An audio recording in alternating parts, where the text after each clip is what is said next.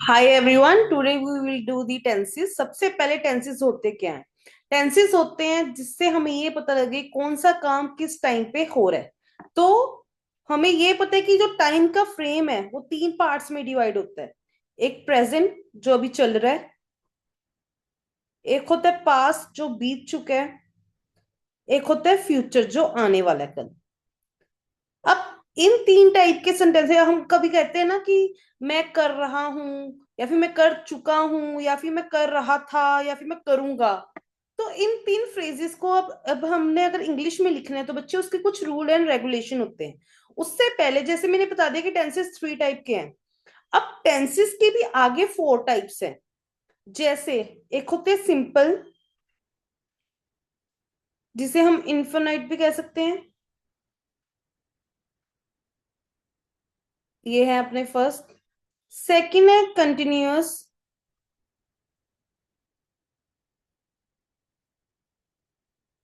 Third perfect. And fourth है perfect continuous tense. Sorry, यहाँ पे यहाँ पे कंटिन्यूअस टेंस। अब बच्चे सिंपल होते हैं जो चीज मतलब इनडेफिनेट, या एक परफेक्ट है इनडेफिनेट। जो चीज अपने आप में हमें कोई चीज होने का बता दे, बट उसमें कुछ भी मॉडिफिकेशन या फिर चेंजेस ना हो पाए। कंटिन्यूस कोई चीज लगातार चल रही है, कंटिन्यूस अपने आप में मतलब कि कोई चीज चल रही है। परफेक्ट जो अपने आप में प्रॉपर टाइम फ्रेम में हमें ये बता दे कि कोई चीज होके हटी है, या फिर प्रॉपरली हमें उसकी नॉलेज मिल जाए।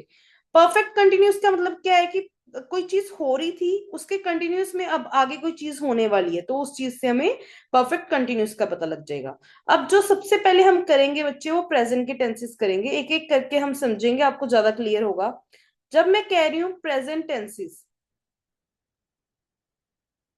प्रेजेंट मतलब जो अभी चल रहा है टाइम, उसके रिगार्डिंग जो हमारे पास सेंटेंस होते हैं वो कैसे पता लगेंगे। बट सबसे पहले बच्चे मैं सिंपल प्रेजेंट की बात करूंगी।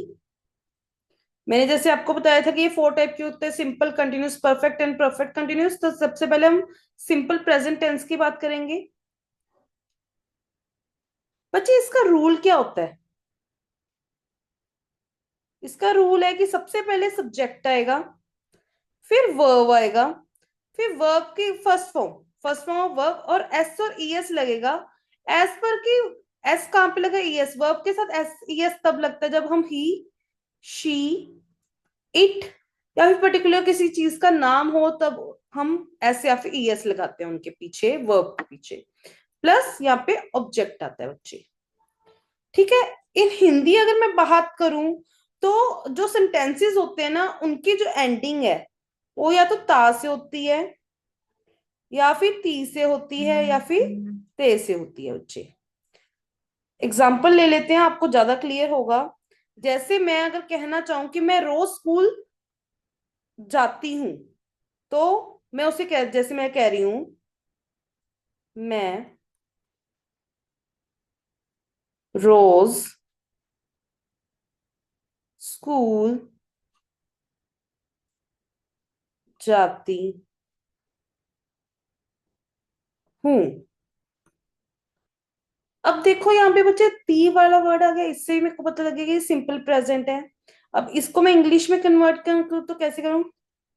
आई go to school every day. देखो यहाँ पे सब्जेक्ट ये हो गया, वर्ब हमारा ये हो गया। अब स्कूल क्या है? ऑब्जेक्ट, और साथ में ये कॉम्प्लीमेंट्री दिया हुआ है। ठीक है बच्चे। तो इससे क्या पता लग रहा है बच्चे मेरे को कि जो मेरे सिंपल प्रेजेंट टेंसेस हैं, ये किस कंडीशन में लगते हैं? जब मैं ये किस किस टू एक्सप्रेस, अगर मैं हैप्चुअल कोई एक्शन कर रही हूँ, कोई एक रूटीन है मेरी, मतलब मैं डेली बेसिस पे, अगर मैं आप सुबह हर रोज 7 बजे उठते हो, तो आप ये नहीं कहोगे, अगर मैं आज आपसे पूछ लूं कितने, तो आप सिंपली अगर ये लिखते हो ना, आई वेक अप एट 7 o'clock, इससे मेरे को क्या पता लगेगा कि आपकी डेली की रूटीन है कि आप 7 बजे उठते हो। अगर मैं लिख दूंगी आई वॉक अप, इसका मतलब है कि आज ही आप सिर्फ 7 बजे उठे हो। समझ गए, एक होगी परमानेंट चीज, तो उसके लिए हम सिंपल प्रेजेंट टेंस को यूज करते हैं बच्चे। एक यूनिवर्सल ट्रुथ हो गए, जैसे कि अगर मैं सन कहूंगी कि वो ईस्ट से उगता है, तो उसका मतलब यही है बच्चे, मैं जो मर्जी कर लूं, वो टेंस को हमेशा मेरे को सिंपल प्रेजेंट टेंस में ही लिखना होगा। ठीक है बच्चे, जैसे मैंने अभी कहा है कि यूनिवर्सल ट्रुथ, जैसे sun rises from the east. तो यहाँ पे सन क्या हो गया, सब्जेक्ट, ये क्या है, ऑब्जेक्ट, बीच में हमारा वर्ब है, वर्ब के साथ अब मैंने कहा था ही शी इट या फिर किसी पर्टिकुलर चीज का नाम होगा। अब सन एक चीज का नाम है, तो इसके पीछे राइस के पीछे वर्ब के साथ एस लग गया बच्चे। Got it. तो ये थे हमारे सिंपल प्रेजेंट टेंस। अब नेक्स्ट कंटिन्यू करते हैं बच्चे हमारा। नेक्स्ट टाइप है जब हम कह रहे हैं कि कोई चीज लगातार हो रही है, जब हम बात कर रहे हैं उस टाइम वो चीज अगर हो रही है, तो वो उसके लिए सेंटेंसेस जो यूज करते हैं हम, वो करते हैं हम प्रेजेंट कंटिन्यूअस टेंसेस। मतलब कि इसमें रूल क्या होगा, सबसे पहले सब्जेक्ट लगेगा आगे, फिर इज एम आर, इस एक चीजों के लिए लगता है, आर ज्यादा चीजों के लिए, एम लगता है जब हम आई की मतलब खुद की बात करेंगे, प्लस वर्ब की फर्स्ट फॉर्म के साथ आईएनजी लगेगी बच्चे, प्लस ऑब्जेक्ट। जैसे मैं कह रही हूं कि मैं पढ़ रही हूं, मैं खेल रही हूं, वो चीज जो हमारे बात करते टाइम पे हो रही है, उसके लिए हम प्रेजेंट कंटिन्यूस टेंस को लिखते हैं बच्चे। मतलब मैं क्या लिखूंगी, यहाँ पे लिख देते हैं, to describe action happening now, जो अभी एक्शन हो रहा है, मतलब इनके पीछे क्या लगता है हमेशा, रहा, रही, रहे। आप एग्जाम्पल देख लीजिए, जैसे मैं अभी आपके लिख रही हूं, मैं पढ़ रहा हूं, हमारे पार्ट टाइम करते टाइम भी ये पढ़ रहा है, तो मैं क्या लिखूंगी, आई एम स्टडिंग। तो देखो यहाँ पे सब्जेक्ट लग गया, इज एम आर की जगह अब आए था, आई के साथ तो एम ही लगता है, एम लगा दिया, वर्ब की जो फॉर्म थी उसके साथ आईएनजी लग दिया, पीछे ऑब्जेक्ट आपकी, I am studying the SST subject, या फिर वो आपकी मर्जी है, मैंने यहाँ तक कर दिया, तो I am studying the research work, ऐसे लिखते थे, मतलब कुछ भी ऑब्जेक्ट लगा लो, ये चीज ठीक है। एक और एग्जांपल लिख देते हैं, अगर मैं नेगेटिव में कहूं, अगर मैं कह रही हूँ वो खाना नहीं बना रही है, मगर मैं कह रही हूं वह खाना नहीं बना रही है, तो देखो रही आ रहा है, इससे मेरे को लग रहा है, पता लग रहा है कि ये प्रेजेंट कंटिन्यूस टेंस में कन्वर्ट होगा, तो कैसे लिखेंगे, शी इज नॉट कुकिंग। अब मैंने क्या किया, सब्जेक्ट लगाना था, लगा दिया, उसके बाद इज एम आर में से कुछ लगाना था, शी एक जनी का नाम है तो इज आ गया, अब वो नहीं कर रही तो बीच में नोट आ गया, खाना नहीं बना रही, तो वो कुकिंग नहीं कर रही है, तो वर्ब के साथ मैंने आईएनजी लगा दिया बच्चे। गॉट इट बच्चे, समझ आया आपको कैसे करना है। अगर मैं इसकी क्वेश्चन फॉर्म की बात करूं, क्वेश्चन फॉर्म में क्या करते होते हैं, इज एम आर जो है बच्चे वो आगे लग जाता है, उसके बाद सब्जेक्ट आता है, फिर वर्ब की आईएनजी वाली फॉर्म आती है, फाइनली ऑब्जेक्ट आता है, फिर क्वेश्चन मार्क। एग्जाम्पल लीजिए, जैसे मैं क्या हूं कहूं, क्या वह फुटबॉल खेल रहे हैं, मतलब लिखूं मैं, आर दे प्लेइंग फुटबॉल। अब देखो आर मैंने कहा था पहले इन तीनों में से कुछ आएगा, अब बहुत जनों की बात है, क्या वो क्रिकेट खेल रहे हैं, सॉरी फुटबॉल, तो आर आ गया, फिर सब्जेक्ट जिनकी बात कर रही हूँ, फिर वर्ब क्या कर रहे हैं वो, उस चीज को मैंने आईएनजी की फॉर्म में लिख दिया, आगे ऑब्जेक्ट। गॉट इट बच्चे? अब नेक्स्ट टाइप है हमारी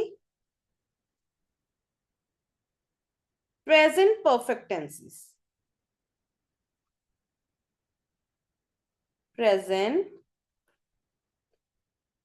परफेक्ट टेंसेस। बच्चे ये इंडिकेट करते हैं कि कोई काम बस अभी अभी होके हटा है। अभी होके होके हटा मतलब कहने का मतलब क्या है, टू इंडिकेट एक्शन, कोई चीज दैट जस्ट कंप्लीटेड, जो बस अभी अभी होके हटी है। रूल क्या होता है बच्चे इसका? सब्जेक्ट लगेगा, सब्जेक्ट के साथ हैज या फिर हैव। हैज सिंगुलर के साथ लगता है, हैव प्लूरल के साथ लगता है, मतलब एक चीज के साथ हैज लगता है, ज्यादा चीजों के साथ हैव लगता है। साथ में पास्ट पार्टिसिपल या फिर जिसे हम वर्ब की थर्ड फॉर्म भी कह सकते हैं, प्लस ऑब्जेक्ट लगता है बच्चे। अब इनके इंडिकेशन कैसे, हमें कैसे पता लगेगा? जिनके पीछे लगा हो चुका है या फिर चुकी है, या फिर मैं कहूं कि चुके हैं। फुल एग्जांपल देखते हैं। अगर मैं कह रही हूं मैंने अपना होमवर्क पूरा कर लिया है, या फिर मैं कह रही हूं मैं खाना खा चुकी हूं, तो मेरे को क्या बता रहा है वो? प्रेजेंट परफेक्ट टेंसेस के बारे में बता रहा है। जैसे मैं यहाँ पे एग्जांपल लिखती हूँ, मैंने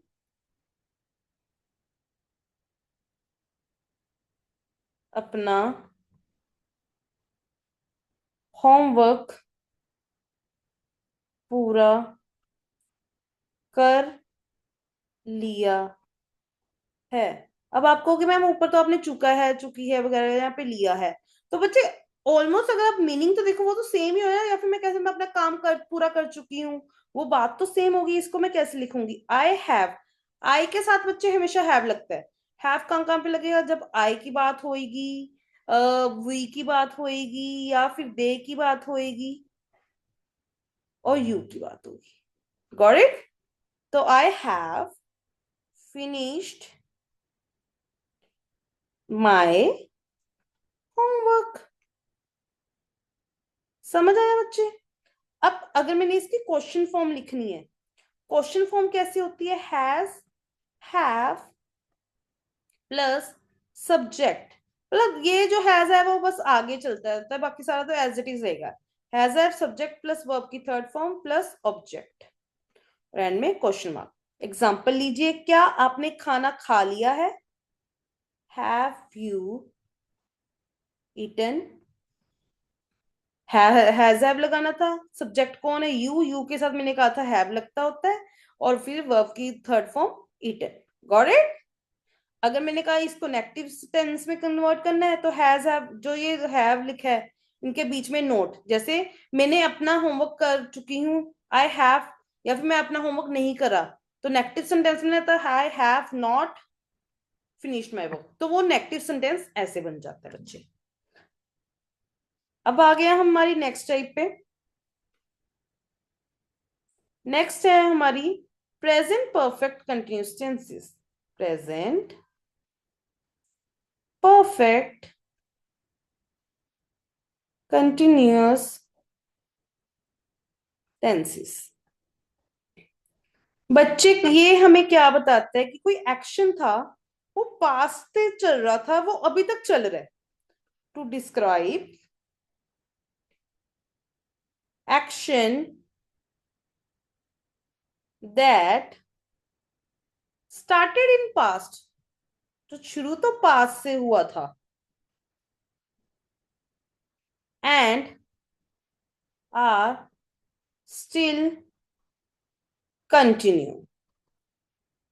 हमने अगर इंडिविजुअली भी पढ़ा हो तो इसका मतलब क्या था कि कोई चीज अभी भी हो गई, इसका मतलब था कोई चीज चल रही है। इन दोनों को रिलेट करके कोई पास्ट में चलती हुई चीज अभी तक कंटिन्यूअस में चल रही है। इसका अब रूल क्या है? रूल वही सेम, सब्जेक्ट आगे लगता होता है, एंड में ऑब्जेक्ट लगता होता है, बीच में वर्ब का ही थोड़ा डिफरेंस आता होता है। तो इसमें हमने परफेक्ट का क्या किया था, हैज है, इसमें भी हैज है आएगा। बस एड ऑन क्या है, इसमें बीन भी आएगा। यहाँ भी प्लस करके लगा देते हैं। अब देखो कंटिन्यूस का भी तो कुछ जहाँ पे कंटिन्यूस आ गया ना माँ तो मतलब समझ लो कि वर्ब के साथ आईएनजी की फॉर्म आनी ही आनी है, ये बच्ची इसका रूल बन गया। अब आप कहो कि मैम मेक को कैसे बदला है, किस टाइप के सेंटेंसेस पे आएगा? जिनके पीछे लगा हो रहा है, रही है, रहे हैं, उनके साथ हम ऐसे कहें से, या फिर पहले से हम कहते हैं ना, वो पहले से ऐसे कर रहा था। तो उस सेंटेंसेस में एग्जांपल देती हूँ मैं आपको, ज्यादा क्लियर होगा बच्चे। जैसे अगर मैं कहूं, मैं 2 घंटे से इंतजार कर रहा हूं। मैं 2 घंटे। अब देखो मैंने जब यही मेंशन कर दिया कि पिछले 2 घंटे से मैं इंतजार कर रहा हूँ, देखो पास्ट और प्रेजेंट दोनों का आ गया ना, इंतजार अभी भी चल रहा है। तो ये कौन से सेंटेंस के अंदर आता है? प्रेजेंट परफेक्ट कंटिन्यूस सेंटेंस के अंदर बच्चे ये आता है। अब इसको इंग्लिश में कन्वर्ट करके देखो तो क्या आएगा, आई। आई के साथ हैव आता होता है, फिर उसके बाद मैंने क्या क्या था, बीन लगेगा। क्या कर रहा है वो, इंतजार। इंतजार को हम पीछे आईएनजी की फॉर्म में ही लिखेंगे, वेटिंग। कितने टाइम से? 4 2 आवर्स। Got it? कैसे कहा, कैसे लिखना है बच्चे? अब अगर इसको मैंने नेगेटिव में लिखना है तो हैव के बाद नोट लगा दूंगी। अब अगर क्वेश्चन फॉर्म में लिखना है तो हैव आगे लग जाता है। उसके एक एग्जांपल ले लीजिए। जैसे अगर मैं कहूं, क्या वह 1 घंटे से खेल रहे हैं? तो अब यहां पे मैं लिखूंगी, हैव दे बीन प्लेइंग। वही होगा ना, बस मैंने हैव आगे लगा दिया, बाकी सारा जो रूल था वो एज इट इज रखा। Have they been playing for an hour. Got it? अब देखो बच्चे, इसमें एक चीज देखना, जो ये हमारे प्रेजेंट परफेक्ट कंटिन्यूस वाले टेंसेस होते हैं ना, इसमें टाइम के लिए या तो हम फोर लिखते हैं या फिर हम लगाते हैं सिंस। अब 2 घंटे से वो वेट कर रहा है तो मैंने फोर फोर लगाया, यहाँ पे भी फोर लगाया, यहाँ पे भी फोर लगाया। रीजन क्या है कि पिछले 2 घंटे, अब मेरे को नहीं पता वो जिस घंटे में हम बात कर रहे हैं वो वाले घंटे को मिला के 2 घंटे कह रहे हैं कि जो पिछले 2 घंटे थे उनको मिला के कह रहे हैं, वी डोंट नो ना। तो उसके लिए हम फोर लगाते हैं जब हमें टाइम पता है, बट ये स्पेसिफाई ना हो कौन से पर्टिकुलर आवर्स की बात कर रहे हैं। सिंस जब हमें पर्टिकुलरली पता है, अगर मैं कहूंगी सिंस 4 o'clock, मेरे को सही टाइम पता लग गया कब से। मैं लिखूं, I am waiting for you for 3 weeks. अब 3 वीक की बात कर रही हूँ, कौन से 3 वीक की बात कर रही हूँ वो स्पेसिफाई नहीं। अगर मैं लिखूं, I am waiting for you since last Monday, मैं पिछले मंडे से वेट कर रही हूँ, तब मैं सिंस लगाऊं। जब मेरे को प्रॉपर स्पेसिफाई कर दो कि मैं कब से कर रही हूँ, देन सिंस। जब मेरे पास स्पेसिफाई ना हो कब से, तो देन फोर। Got it? तो आज हम सिर्फ प्रेजेंट टेंसेस को ही करना था, कल हम पास के करेंगे। अगर आपको कोई डाउट है आप मुझसे पूछ सकते हैं, आप प्रैक्टिस करना चाहते हो तो लेट मी नो। और आपको कैसी लगी वीडियो मेरे को कमेंट सेक्शन में बताना है। Thank you for watching, bye bye.